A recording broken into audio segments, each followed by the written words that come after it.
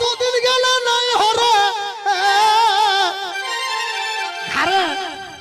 I কাঠি বন্দর হতো চুলহা গো রান্না করতে হতো উপায় নাই গরম খাবে